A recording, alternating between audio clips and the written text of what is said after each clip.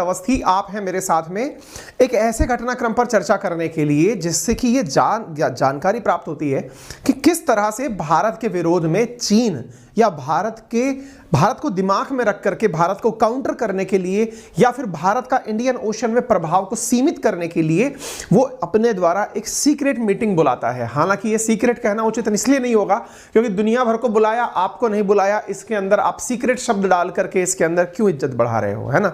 वास्तविकता यह है कि चीन ने इंडियन ओशन के अंदर रहने वाले 19 देशों की मीटिंग बुलाई, अपने देश में बुलाई, चाइना के अंदर, और वहां पर केवल इंडिया को छोड़ा गया और मीटिंग के अंदर सब देशों से बातचीत की गई कि बताइए आपको अगर कोई परेशानी वगैरह हो तो हम उसके अंदर मदद करें। अब कोई डायरेक्ट ये तो कह नहीं सकता पैसा चाहिए तो हमें बताना, तो बोले कोई डिजास्टर वगैरह की चिंता हो तो हमें बताओ, हम इंफ्रास्ट्रक्चर उसके अंदर लगाएंगे। तो अल्टीमेटली ऐसा है क्या कि हिंद महासागर क्षेत्र के अंदर भारत को छोड़कर सबको बुला लिया गया। अच्छा, मैं आपको याद दिलाऊं, कुछ दिनों पहले की बात है, अगर आपको ध्यान हो तो ऐसी ही एक मीटिंग और आयोजित की गई थी पैसिफिक ओशियन के अंदर रहने वाले देशों की, है ना।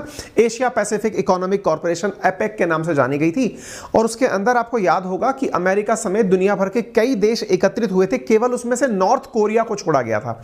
हमने उसके ऊपर सेशन किया था, नॉर्थ कोरिया पर भड़का अमेरिका करके एक सेशन था अगर आपको याद हो, जिसमें हमने ये बताया था कि किस प्रकार से एशिया पैसिफिक इकोनॉमिक कॉर्पोरेशन की बैठक वर्ष 2022 वाली जो बैठक है वो आयोजित की जा रही है थाईलैंड के अंदर, और उस थाईलैंड की बैठक में नॉर्थ कोरिया को छोड़ करके सबको आमंत्रित किया गया था और इस एवज में नॉर्थ कोरिया ने मिसाइल दागी जो बिल्कुल अमेरिका के किनारे जाकर गिरे। इतनी अच्छी प्रैक्टिस वाली थी, हालांकि वो गिरी जापान के पास थी, लेकिन यह माना गया था कि अगर सीधी चली जाए तो अमेरिका पर जाकर गिरेगी। उससे अमेरिका बड़ा तिल मिला गया था। याद होगा एशिया पैसिफिक इकोनॉमिक कॉर्पोरेशन, ध्यान आ रहा हो तो सेशन है, सेशन मैंने आपको लिंक यहां पर दे दिया है सजेशन में, आप जाकर ढूंढ लीजिएगा।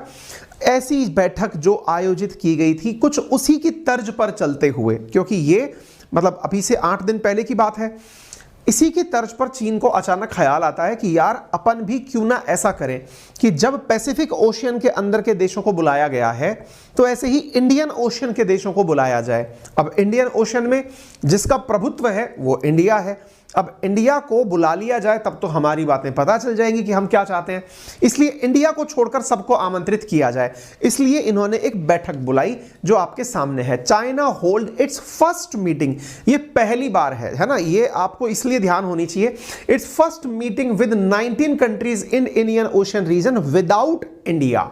इस बात को आप अच्छे से एनालाइज कर लें कि ये जो मीटिंग है, और सबसे बड़ी बात ये कि मीटिंग 21 तारीख को बुलाई गई और न्यूज मीडिया के अंदर ये 26 तारीख को यानी कि कल निकल करके आई है।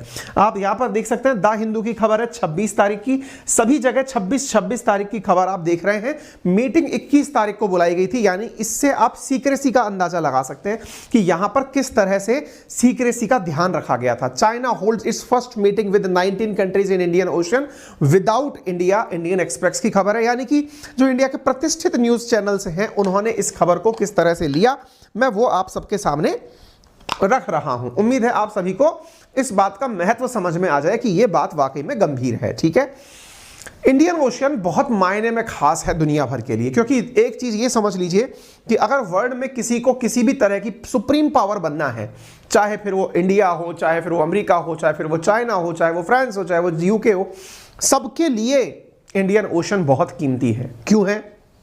क्योंकि दुनिया का एक बहुत बड़ा तेल का ट्रांजिट इस इंडियन ओशन से होता है, यानी गल्फ कंट्रीज से निकलने वाला जो तेल है, वो तेल जो कि दुनिया का लगभग 80% वॉल्यूम के हिसाब से सप्लाई होता है वर्तमान में, उस तेल का निकलने का जो रोड मैप है, रूट है, वो इंडियन ओशन से शुरू होकर के ही जाता है। गल्फ से निकल करके वो जाता है अरब सागर से या फिर बंगाल की खाड़ी से या फिर कहीं ना कहीं से कोई ना कोई रूट लेकर के वो दुनिया में डिस्ट्रीब्यूट होता है। यानी जिसने इंडियन ओशन पर कब्जा कर लिया, समझो उसने रोड मैप पर कब्जा कर लिया, ठीक है ना, वो पूरी दुनिया के उस मेजर सी रूट को अपने अंडर में ले लिया। यही कारण है कि दुनिया भर के सभी देश इस क्षेत्र को लेकर के अपने द्वारा नया नया कोई ना कोई प्रयास करते रहते हैं। ठीक है, तो चाइना के इंटरनेशनल डेवलपमेंट कॉर्पोरेशन एजेंसी जिसका नाम है सिडका के द्वारा इस इस पर्टिकुलर मीटिंग का आयोजन किया गया और ये Chinese foreign ministry held a meeting of China Indian ocean region forum development 21 नवंबर को, जहां पर 19 देशों ने पार्टिसिपेट किया। 19 देश थे इसके अंदर, Indonesia, Pakistan, Myanmar, Sri Lanka, Bangladesh, Maldives, Nepal, Afghanistan, Iran, Oman, south Africa, Kenya, Mozambique, Tanzania, Seychelles, Madagascar, Mauritius, Djibouti, Australia और 3 इंटरनेशनल ऑर्गेनाइजेशंस के भी यहां पर सदस्य थे। India was reportedly not invited, India को तो इन्वाइट ही नहीं किया गया। इससे यह ज्ञात होता है कि यह इंटेंशनली इंडिया को छोड़कर की गई मीटिंग थी। मतलब आप सोचो, 19 देशों को आप आमंत्रित कर रहे हो और इंडिया को नहीं बुला रहे हो, इससे ज्यादा कूटनीतिक रूप से इंडिया का विरोध कैसे किया जाए है? यह है इंडियन ओशन और इस इंडियन ओशन में जो देश बॉर्डर पर बसे हुए हैं, इन्हीं देशों को इसके अंदर बुलाया गया था। ठीक है, तो अब आपको दिमाग में आएगा, सर इंडिया ऐसा क्यों नहीं कर लेता? भाई ऑब्वियस सी बात है ना, एक लॉजिकल क्वेश्चन हमारे मन में आएगा, जब चीन ऐसा कर सकता है तो हम क्यों नहीं कर लेते? बहुत बढ़िया, चीन जो करता है वो ऑलरेडी हम करते हैं। यानी इंडिया ऑलरेडी इंडियन ओशन के अंदर एक बहुत ही शानदार संगठन ऑपरेट करता है जिसका नाम है इंडियन ओशन रिम एसोसिएशन, जिसमें 23 देश हैं। वो अपने आप में इतना प्रतिष्ठित संगठन है कि उसको यूनाइटेड नेशंस के अंदर ऑब्जर्वर का दर्जा प्राप्त है। समझ रहे हैं आप? भारत already Indian ocean rim association यानी इन देशों को एक साथ बैठा करके टेबल पर बातचीत करता है, लेकिन उसमें हम चीन को नहीं बुलाते। अब चीन को क्या लगता है कि जब मैं इंडियन ओशन में इतना अच्छे से व्याप्त हूं तो मुझे क्यों नहीं बुलाते? तो एक प्रकार से ये टिट फॉर टैट कर रहा है। हालांकि इंडिया का तो बॉर्डर इंडियन ओशन में है, चीन का तो कोई बॉर्डर ही नहीं है ना इंडियन ओशन में, तो हम इसको क्यों बुलाएं? हम तो उनको बुलाते हैं जो इस इंडियन ओशन में अपना कनेक्शन रखते हैं। अच्छा, लेकिन भारत भले ही इसे मेंबर ना बनाए, लेकिन भारत इसे डायलॉग पार्टनर के रूप में बुलाता है। जब भी इसके संबंध में कोई बात होती है तो इसको एज ए डायलॉग पार्टनर बुलाया जाता है। ठीक है, यानी बातचीत करने के लिए आप यहां पर आ सकते हैं। तो ये जो स्थिति है भारत के खिलाफ रणनीति बनाने की, ये पब्लिकली जग जाहिर हुई है। आप मैप को अगर ध्यान से देखें तो पैसिफिक ओशन पर तो पूरे अमेरिका का, चीन का, ऑस्ट्रेलिया का सबका ध्यान है। इंडियन ओशन जो है वो पूरी तरह से भारत के प्रभुत्व वाला क्षेत्र है, लेकिन चीन इसे बर्दाश्त नहीं करता और यही कारण है कि इंडियन ओशन के जो कंट्री हैं, जैसे श्रीलंका हुआ, पाकिस्तान हुआ, जिबूती हुआ या फिर म्यांमार हुआ, इनमें वो अपने अड्डे बना रहा है इस प्रकार से, ताकि इंडिया को प्रॉपर तरीके से घेरा जा सके, जिसे स्ट्रिंग ऑफ पर्ल थ्योरी से समझा जा सकता है। क्लियर है? ये बात आपको समझ में आनी चाहिए। तो जिस संगठन ने इसका आयोजन किया, that is CIDCA, China's international development corporation agency. जिस जगह हुआ उस जगह का नाम कनमिंग था।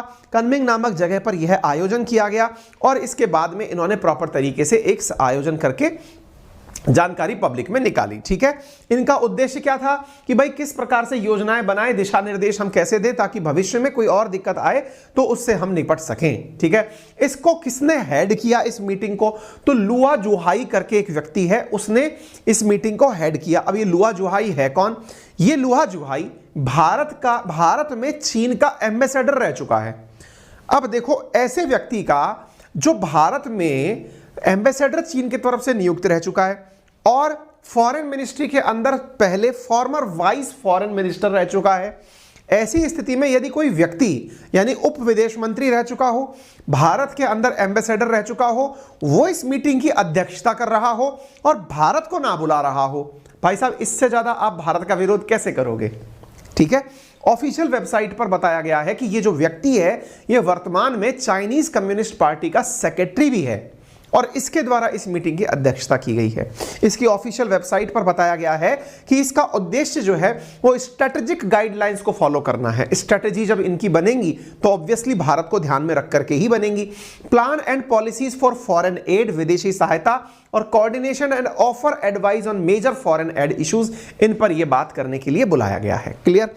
यहां तक की सारी बातें आपको समझ में आ जानी चाहिए जिस चीज को ध्यान में रख करके यह काम किया गया है। अच्छा साहब, अब बात आती है कि ये सारी चीजें जब हो रही थी तो दुनिया भर के जो देश यहां गए थे उनका क्या रवैया था? आप जब गए हैं, उसके दरबार में बैठे हैं, कनमिंग नामक स्थान पर जाकर बैठे हैं, तो जनाब की खुशी में साहब जी हुजूर करना ही था। तो ऐसी स्थिति में इन्होंने तारीफ करी किस बात की कि सर आपने हमारे लिए जो सैटेलाइट भेजे थे ना, रिमोट सेंसिंग एप्लीकेशन सेंटर बना करके, वो बहुत बढ़िया प्रयास था। किसी ना किसी का तो प्रयास का तारीफ होगा ही।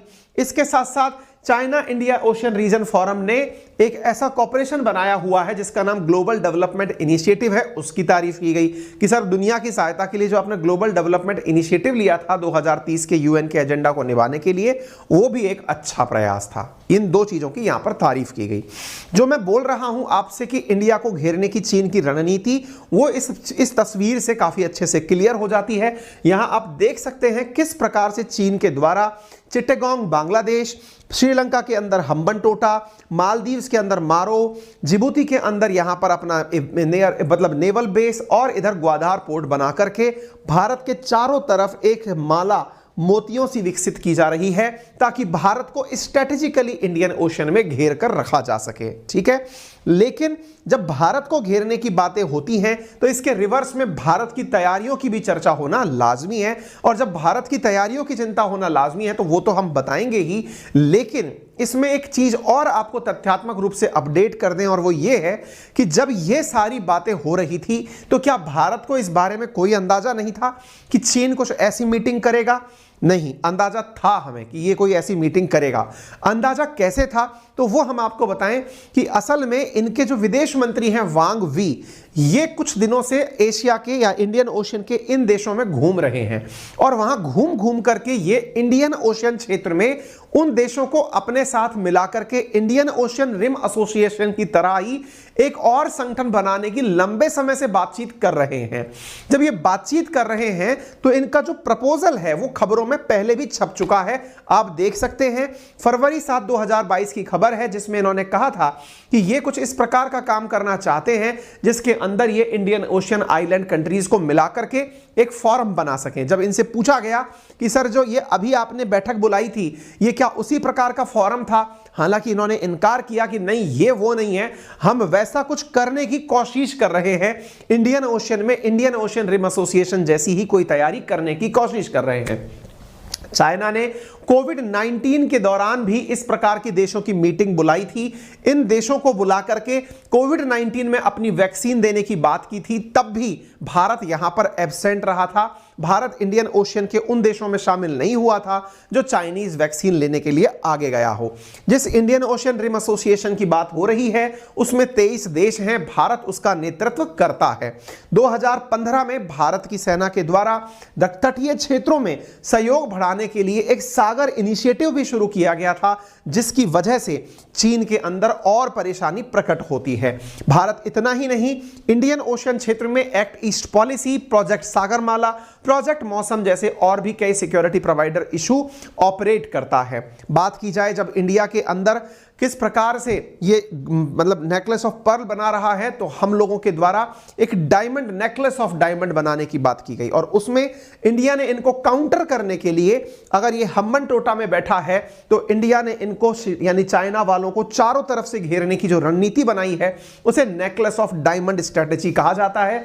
इंडिया ने चाइना को इनके नॉर्थ में मंगोलिया में अपना बेस बनाकर, ऐसे ही जापान के साथ अपनी स्ट्रेटेजिक भागीदारी, वियतनाम में अपना इन्वेस्टमेंट, ऐसे ही चांगी एयरपोर्ट पर जो चांगी बेस जो है सिंगापुर का, वहां पर अपनी प्रेजेंस, सबांग इंडोनेशिया में अपनी प्रेजेंस और अजमशम सेशेल्स के अंदर, दख्म ओमान के अंदर, चाबहार ईरान के अंदर अपनी प्रेजेंस दे करके एक प्रकार से चीन को काउंटर करने के लिए या इनका जो स्ट्रिंग ऑफ पर्ल है उसको काउंटर करने के लिए नेकलेस ऑफ डायमंड का निर्माण किया हुआ है। इंडिया के स्ट्रेटेजिक बेसिस की अगर हम बात करें तो इंडिया ने अजम्पशंस के अंदर 2015 में जो कि सेशेल्स में है, चाबहार ईरान 2016 में, चांगी सिंगापुर 2018 में, सबांग इंडोनेशिया 2018 में, दख्म ओमान 2018 में तैयार किया था। इंडिया का स्ट्रेटेजिक कॉर्पोरेशन मंगोलिया के साथ में किस प्रकार से है, ये मैं आपको बता दूं कि हम यहां पर क्रेडिट लाइन तो मंगोलिया को देते ही हैं, इसके साथ साथ हम बायलैटरल एयर कॉरिडोर भी यहां डेवलप कर रहे हैं। जापान के साथ हम लोग प्रॉपर एक प्रकार से एशिया अफ्रीका ग्रोथ कॉरिडोर के अंदर इनको साथ रखते हैं। वियतनाम को हम ब्रह्मोस मिसाइल भेजते हैं और सेंट्रल एशियन कंट्रीज को भारत लगातार विजिट करके उनको क्लोज कोऑर्डिनेशन में लाकर वहां पर अपने बेसिस डेवलप कर रहा है।